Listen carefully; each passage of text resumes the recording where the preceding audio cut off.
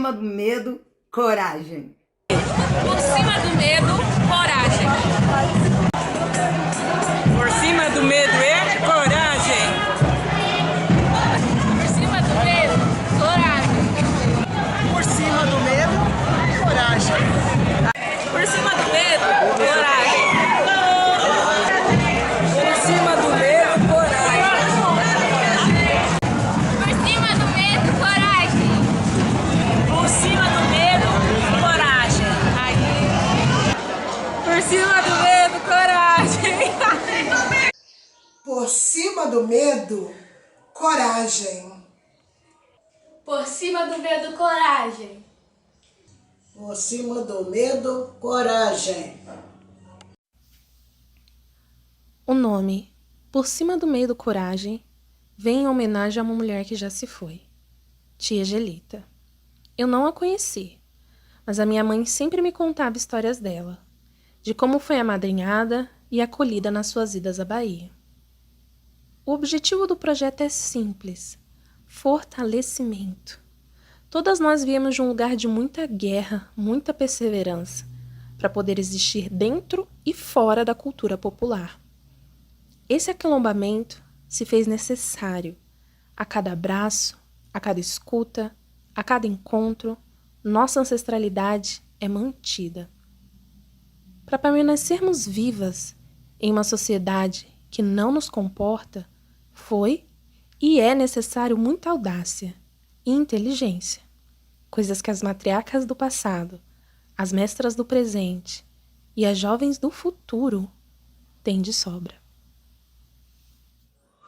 Me chamo Marta Joana da Silva, moro em Capivari desde 1959. Sou a coordenadora deste quintal, né? E coordeno o Batuque de Umbigada junto com diversas culturas afro-brasileiras.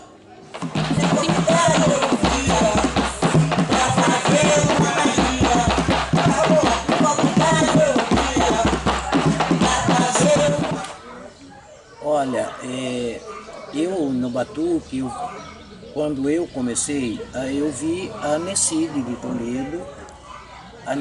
de Toledo, a Dona Marinha, que é a primeira tambuzeira, a Necide é a primeira cantora, e isso me inspirou, né? Eu costumo dizer que de liderança mulher aqui em Piracicaba, Tietê e Capivari com o Batuque, eu fui a primeira. Aí após mim veio mais mulheres, né? Mas fui a primeira a pegar o Batuque de Umbigada para poder coordenar, né? E isso me traz muita alegria, porque eu amo fazer esse trabalho. Eu amo estar coordenando esse grupo. Afinal, quem pensa que isso é fácil, não é não. Não é fácil para ser coordenadora, ser mulher, coordenadora, porque a gente vê que existe um pouco de resistência, tanto do público às vezes, e até mesmo do homem, né? Eles custam acostumar ver uma mulher na frente do trabalho.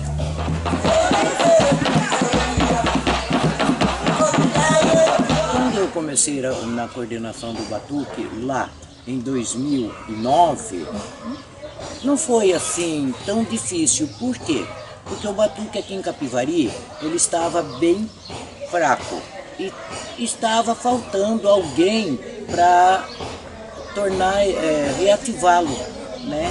E com a ajuda de um diretor que trabalhava comigo nessa época no museu, né? E me incentivando, então isso não foi assim tão difícil. E as pessoas, os batuqueiros, que na época eu fui atrás e a gente conversou, também abraçaram. Então foi muito bom essa caminhada de 2009 para cá.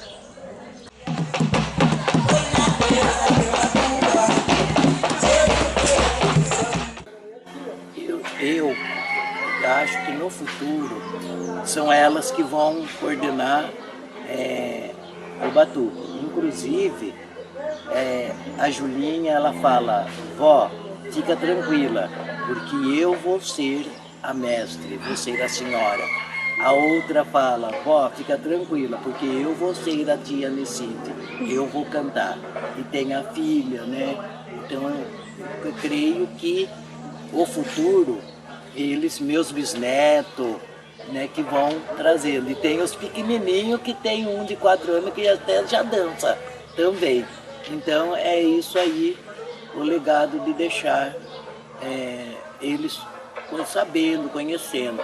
E agora com as oficinas, eu vi muito interesse das crianças com o batuque, né? Ontem eu fiquei maravilhada de ver o entusiasmo dessas crianças para tocar, para dançar no batuque. Se os pais, que também são afros, descendentes, e os não afro, vão sentir, eu acho que vão ser grandes batuqueiros. Eu já não sou mais criança. A única coisa que eu acho agora, nessa geração, da qual eu peguei lá em 2019, que antes os batuqueiros eram mais comprometidos com a cultura, com a sua cultura, sendo ela de Capivari. Hoje eu sinto muita falta, porque a gente marca um batuque, uma coisa, dá para até contar quem vem. Às vezes, por causa de qualquer coisinha, eles deixam o compromisso de suas raízes, de sua cultura, que a gente luta tanto para que seja reconhecida, né? Parece que não é isso que entra na mente de todos. Eles acham que estão agindo assim, como se fosse um baile, qualquer festa que a gente chega. Mas não, para mim, o batuque é essencial. Como muitas vezes eu larguei batizado de bisneto, aniversário de neto, doente, às vezes com febre, mas eu falava: não, eu tenho que ir, porque isso é um compromisso. E é esse compromisso que eu acho falta hoje com a maioria dos batuqueiros.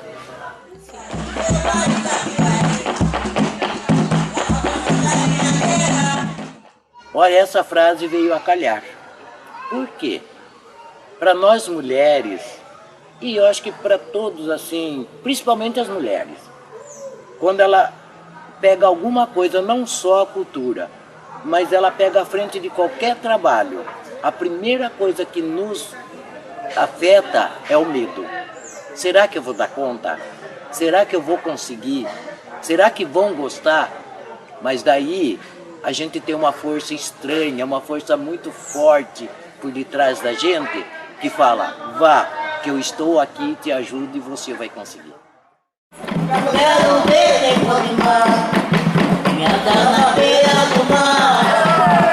Assim a sereia, mas quem anda na beira do mar. Assim a sereia, mas quem anda na beira do mar. Assim a sereia, mas quem anda na beira do mar. A única coisa que eu vou falar aqui, e quem do meu grupo estiver aqui pode espalhar, eu sinto falta da união do grupo para num dia de festa como hoje estar aqui me ajudando. Eu não tenho esse coletivo. Se não é minhas filhas, meus netos, e agora a Jo que chegou, eu danço sozinha. Isso dói porque eu estou cansada. A mamãe falou, a mamãe falou, para ser alguém na vida, meu filho, obedeça o professor. A mamãe falou, para ser alguém na vida, meu filho, obedeça o professor. Pode me chamar, meu professor, chama assim, eu que não quero chamar assim. Chama assim, eu não quero chamar assim. Eu não quero chamar assim. Eu não quero chamar assim. Eu não quero chamar assim. Eu não quero chamar assim. Pode me chamar, meu professor. Pode me chamar, meu professor. Meu nome é Josiara, Souza. Eu sou de Barra do Piraí, no estado do Rio de Janeiro. Moro em Indaiatuba há 20 anos. E sou liderança jongueira do grupo de jongo Filhos da Semente em Indaiatuba, São Paulo. Em casa, nós somos uma família do matriarcado, onde as mulheres sempre tiveram que tomar as rédeas, sempre que tiveram que dar conta de tudo, porque é aquela história que a mulher é abandonada, ela é a responsável, ela que engravidou, ela que teve filho e ela que ficou com a responsabilidade. Então, sempre foi liderança. As mulheres sempre lideraram tudo, tomaram conta, cuidaram da casa, cuidaram dos filhos, trabalharam fora. E no jongo não foi diferente, né? Porque também os homens que ficaram tinham que trabalhar também, tinham que dar conta, ser arrimo de família, e eles não tinham tempo para que a manifestação não se acabasse. As mulheres também tomaram a frente, tomaram conta, e sempre fomos lideranças, porém sobre olhares não muito bem vistos. Tivemos que lutar e botar peito e falar, é aqui que eu vou ficar e pronto. Por exemplo, o meu maior exemplo, minha tia Eva, que era a mais velha, a irmã do meu pai. Sempre tomou a frente, sempre foi o nome dela na frente, ela nunca permitiu que nenhum homem tomasse a frente dela. Minha tia Tereza, mãe da Eva Lúcia, que também é meu grande exemplo, também sempre tomou a frente, nunca deixou ninguém passar por cima dela, né? São as mulheres da minha vida. Minha mãe, Dona Tereza, que sempre lutou, trabalhava em casa de família, nunca dependeu de homem para nada financeiramente. E é isso, são as mulheres que me representam, na qual eu venho hoje trazendo esse legado que elas deixaram. Aqui em Indaiatuba, se eu sofri alguma diferença por ser mulher, eu sofri por ser mulher e sofri por ser mulher preta. Ser preto aqui é muito complicado. Ser preta e ser mulher é muito mais complicado. Ser preta e ser mulher e não ser submissa, aí acabou. Então eu sofri muito, sim. Foi muito difícil ganhar o respeito aqui, ainda tem olhares, ainda existem aquelas pessoas que tratam com desdém, mas eu não deixo, porque é o que eu acabei de falar. As mulheres que vieram depois, antes de mim, elas me deram e me dão essa força para continuar e para não deixar nenhum tipo de olhar ou de atitude fazer com que eu volte atrás. Se eu fosse o mestre, eu acho que seria diferente. Tanto aqui em Indaiatuba, quanto em São Paulo, quanto no contexto geral. Aqui em Indaiatuba eu não sofri essa dificuldade porque não tem o mestre, né? Cheguei eu e sou eu. Mas eu acho que se no meu lugar tivesse um homem, seria mais fácil. Eles tratam melhor, porque o machismo ele é estrutural e enraizado. E dentro do coletivo jongueiro, dentro do coletivo da cultura popular, o mestre, ele é muito mais bem recebido do que a mestre. Ainda nós temos que lutar, ainda temos que socar, ainda temos que colocar peito na frente e mostrar quem somos nós e a força que nós temos. O nosso trabalho é dobrado, porque nós temos que mostrar que, sendo mulher, a gente é tão capaz quanto um homem. O que eu espero da nova geração como mulher? O que eu penso? Eu acho que a luta não é em vão.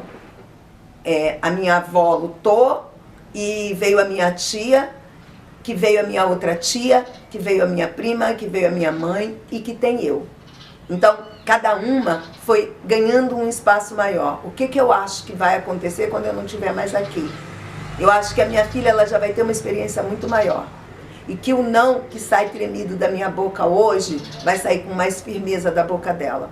E que para minha neta, que eu ainda não tenho, o não que saiu tremido da minha boca, que saiu firme da boca dela, não vai precisar sair da boca da minha neta.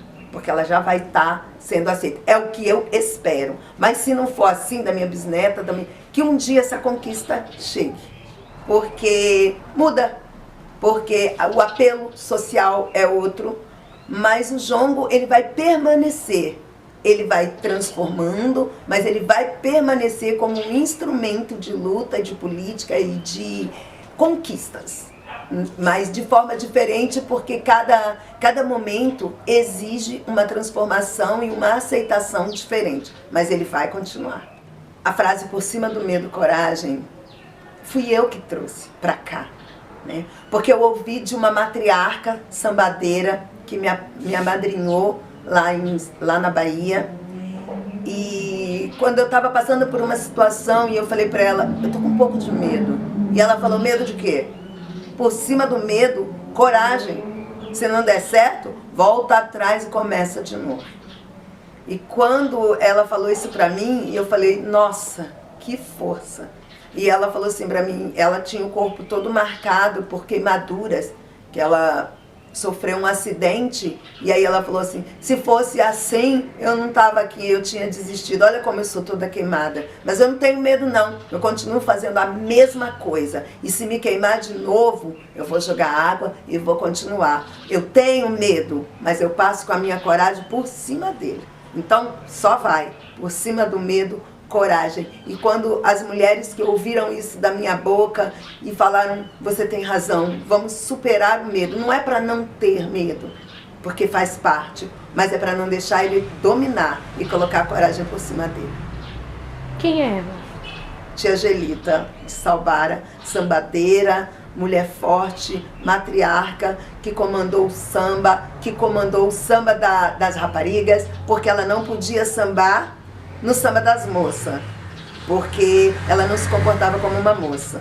Ela não podia sambar no samba das mulheres casadas, porque como mulher casada ela não era exemplo. Então ela foi lá e criou o samba das raparigas. E aí todo mundo podia entrar. E aí ela criou também o samba da vovó Sinhá, que era o samba das crianças, porque não deixavam as crianças sambar. Ah, não, então ela fez o samba da vovó Sinhá. É uma pessoa que foi lá na Marinha pedir uniforme para manter a cultura da marujada de Salbara viva. Uma pessoa que não tinha medo de nada e nem de ninguém. E aí ela falou assim, se ele falar não, eu volto para casa. Se ele falar sim, eu ganhei. Por cima do medo, coragem. Tia Gelita. Aonde eu era rei, rainha, aqui fui escravizada. Não era o que eu sonhei. Debaixo de muito açoite, com fome eu trabalhei. É meu trabalho. Chorei de tanta saudade de África que eu deixei. Sou filha da resistência. Agora eu vou falar. Eu me chamo Jongo. E o tambor foi me chamar. Eu me chamo Jongo. Eu me chamo. Meu nome é Márcia Cunha e eu sou uma das lideranças da comunidade jongueira Mistura da Raça, de São José dos Campos.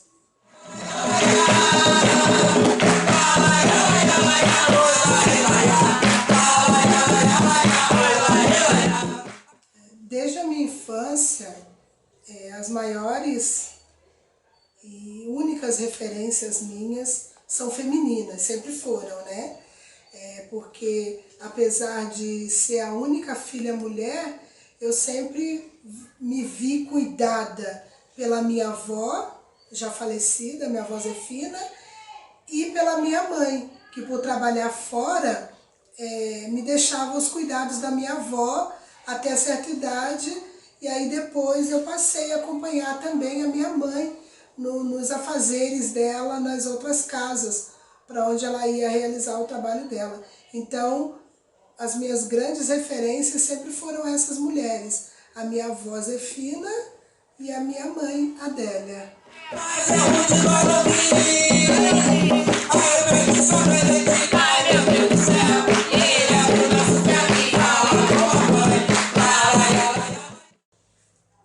Quanto às dificuldades encontradas por ser uma mulher na liderança, eu acredito assim que quando elas surgiram, eu nem tenha visto assim como uma dificuldade, porque a gente sabe que a natureza da mulher é sempre estar enfrentando essas dificuldades, está sempre à frente dessas dificuldades, e quando elas chegam, a gente vai resolvendo assim, sem muito pensar. Então eu acho que dificuldades assim que eu possa ter encontrado, pode ser que a pessoa procurasse pela figura masculina, liderança do grupo, daí quando chegava era eu. Eu acho que essa era a dificuldade, aí o que a pessoa tinha que fazer? Aceita, vai ter que aceitar, porque sou eu que estou ali à frente, eu que vou realizar aquilo que foi proposto. E uma curiosidade, durante essa trajetória do grupo de Jongo Mistura da Raça, esses mais de 20 anos aqui na cidade, muitas das vezes eu era apresentada como a Márcia do Laudeni. Ah, você é a Márcia do Laudeni. Mas aí o tempo foi passando e aos poucos eu fui dizendo, eu sou a Márcia Cunha, eu sou a Márcia do Jongo. Aí as pessoas agora já me conhecem assim, não somente como a Márcia do Laudeni, mas como a Márcia do Jongo, e assim a gente vai quebrando esses estereótipos de que para estar à frente, para liderar, tem que ser um homem. Do quilombo é sagrada, a terra do quilombo é sagrada. Quanto às mulheres do grupo de Jongo Mistura da Raça, hoje eu as vejo completamente diferente de como eu era lá atrás, na idade delas. Lá atrás, eu esperava ser convidada, eu esperava que abrissem a porta para mim. Agora, essas meninas, mulheres que eu vejo hoje aqui no grupo, elas já chegam abrindo as portas. O que eu tinha que pedir, elas já chegam com os dois pés na porta, já conquistando, já abrindo o espaço delas. Então, eu acho que aquilo que para mim demorou para chegar, demorei para alcançar, eu acredito que essas meninas, mulheres hoje, elas vão alcançar mais rápido, elas vão conseguir o seu objetivo mais rapidamente por essa obstinação que elas têm. E tipo assim, pra mim, enquanto mulher preta, eu ter alguém que chegasse primeiro e falasse isso, e hoje eu ser uma jovem liderança jongueira e representar São José dos Campos nos encontros de jovem liderança, para mim é uma honra ter essas mulheres que vieram na frente.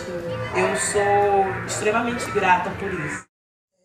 Eu acredito que essas meninas, como eu disse, essas meninas mulheres, elas vão conseguir alçar voos maiores por conta dessa obstinação que elas têm, por conta dessa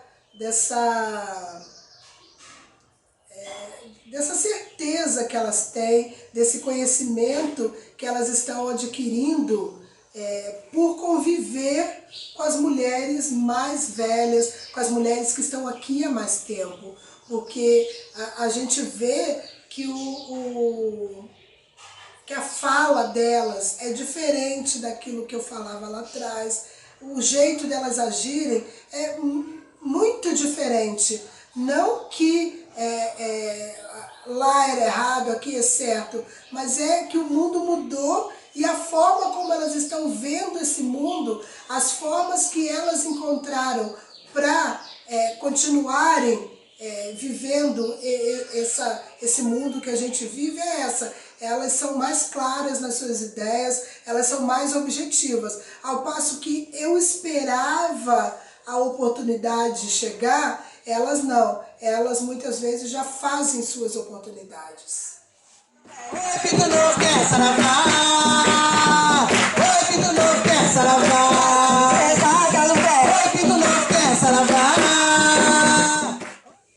Por cima do medo, coragem, me remete à força da mulher, à força das mulheres mesmo no seu dia a dia. Tanto as mulheres que me antecederam, quanto as mulheres presentes comigo hoje.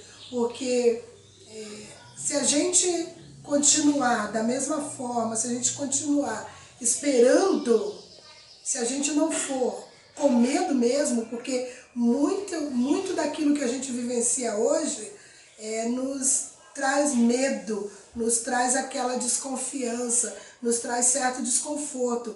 A gente fica com medo mesmo. Essas coisas, muitas das que acontecem hoje, elas nos amedrontam de verdade.